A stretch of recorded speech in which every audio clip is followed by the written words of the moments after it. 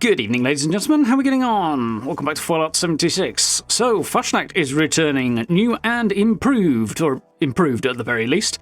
So, this is sufficiently odd and noteworthy that I thought I would make a short video on the subject. So, obviously, Fasnacht not normally appearing in June. It is a springtime event, and normally lines up with that based on its sort of reflecting a real-world event. So, having it in June is a bit weird, and there is a reason for this. That reason primarily is it wasn't running as intended back in March, April, somewhere around about there, when it ran the first time. Not that it was running badly, but there were issues, apparently. And they've also added a whole bunch of new improvements and upgrades to the event with the most recent update, Skyline Valley. So we should now have a new and improved version of the event running. So this is kind of not exactly a playtest, because they did it during the PTS, but it's kind of let's try out the new event and add something for a bit more variety into the community calendar. So there we go. So first off, the event kicks off tomorrow, as of time of recording, so that is the 25th of June, and it will be running for 2 weeks through till the 9th of July. So essentially like a standard Fasnacht, only in the summer, not the spring.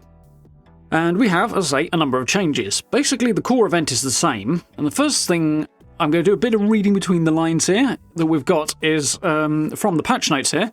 Masks of all tiers will correctly drop upon event completion. So reading off of this and the phrasing of this and sort of running that against my own experience, last time the event ran, it seemed that quite a lot of the new masks were dropping. Didn't see so many of the old ones. It seemed to have a skew towards the new ones. So I'm guessing it's been sort of leveled out a bit more, which could be a good thing or a bad thing depending on your experience, where you are and what you need to get. But it means you should have more bites at the apple for older things you might have missed out on, and maybe slightly harder to get the newer ones, but they're not going away, so, kind of plan ahead on that one, I guess. But yeah, hopefully that means a better range of masks available. So a couple of other changes here that are ranging from the quite nice to the really solid quality of life things. So a prime example will be improved spawn rates of honey beasts. So down at the honey house, when that particular objective pops up, it'll say kill X number of honey beasts so that the proprietor of the honey house, the robot in there, can then join the parade. They really weren't spawning, and you could be running around in circles around the house for ages just waiting for it to pop up, which was particularly annoying because it's the furthest robot from the start of the march. So you really want to be getting that guy moving first to kind of get everything moving at a reasonable pace, and otherwise you have to wait for him. So this is a good fix in that they should be spawning a bit more often and get that ball rolling a little bit faster, which is nice. It also kind of ties into some of the other stuff in a minute. So they have added a donation basket near the event. I'm curious where that's going to be. My guess is probably near the bonfire, but we'll see. The idea being that if you've got repeated masks that you don't want, you can chuck them in there, and other players, especially new players, because we've had a good bunch of those in the last few months, which is great, can pick up masks that they may not have, which is great. Marchers will now start walking towards the parade start immediately when their task is completed, without needing to wait for their dialogue line to be finished. So again, just upping the pace a little bit, because you complete the task, they'll rumble on about their particular bit of flavour dialogue, whatever that might be, and then set off. Now they will walk and talk at the same time, which is not such a bad thing either. And the walking speed of the marchers has been increased as well. They were toddling along at usual very, very slow Protectron speeds before, I think. That has been boosted. I assume this is going to primarily affect them getting from their starting point to the start of the parade, where they have their pre-parade objectives. So that should hurry along a little bit better and have some less time twiddling your thumbs at the start. I'm guessing it also means the progress around the parade route will be a little bit quicker in between the interruption points anyway.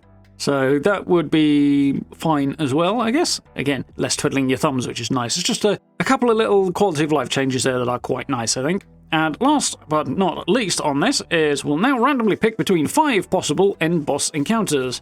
So we're all familiar with the sloth who appears, the mega sloth, and he doesn't generally survive very long. I wonder if they buffed it. Would be nice, because it could definitely do with soaking up a few more shots. It goes down very, very quickly. But yeah, there are now 4 more options out there that could spawn, so I'm curious to see what we'll get as end of event encounters. It should be fun. Hopefully a little bit of variety will be nice, and very, very curious to see what they've gone for. Hear your thoughts down below perhaps, and you're going to share what you speculatively think it might be. Should be cool. But anyway, there we go. A few little buffs to Fasnacht to make the whole thing a little bit more interesting, improve the quality of life of the experience, and of course improve your chances of getting the rewards you want, or at least getting a better range of the rewards anyway. So there we go. And as I say, that is coming back tomorrow on the 25th of June for a fortnight, and that should be fun. As a little reminder, Fasnacht spawns on the hour, at the top of the hour, every hour in Helvetia, so you've always got your opportunity to jump down there should you want to. But there we go. Hope you guys found that useful and informative. If you did, please consider dropping likes, subs, and hitting the notification bell. Always appreciated. Down below, we've got social media links, merch store, and channel memberships if you want to support the channel that way. Massively appreciate that. Really, really helps out. Massive thank you to everyone who's done that. And if you get a chance, say, join us for live streams. We're playing 76, of course, and going to be diving into Fasnacht. And of course, we're playing some Fallout 4 and a little bit of Stalker at the moment, which has been an interesting game to pick up in the run-up to the new entry in that series. So, yeah, lots of fun things happening. Do hope you'll join us for that. But for now, thank you very much for watching. I look forward to speaking to you all very, very soon.